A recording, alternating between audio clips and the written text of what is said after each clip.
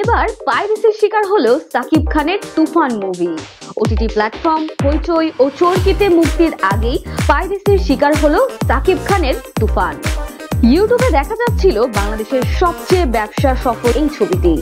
বাংলাদেশের mega star Shakib খানকে নিয়ে জনপ্রিয় পরিচালক রায়হান রাফির এটাই প্রথম মুভি, যা দেশ বিদেশে তুমুল জনপ্রিয়তা লাভ করে। 19 সেপ্টেম্বর চরকি ও হইচইতে তুফান রিলিজ ঘোষণার পরে ইউটিউবের বিভিন্ন চ্যানেলে দেখা যাচ্ছে এই মুভিটি।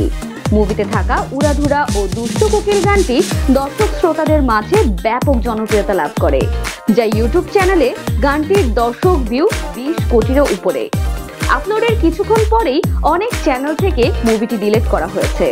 সাকিব খান ছাড়াও তুফান মুভিতে অভিনয় করেছেন ওপার বাংলার মিমি চক্রবর্তী, নাবিলা, চঞ্চল চৌধুরী, সালাউদ্দিন লাবলু, মিশা সওদাগর, গাজী রাকায়েত, শহীদুজ্জামান সেলিম সহ আরো অনেকে।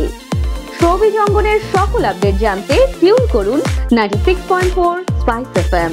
ফলো করুন আমাদের ফেসবুক পেজ ও সাবস্ক্রাইব করে রাখুন ইউটিউব চ্যানেল।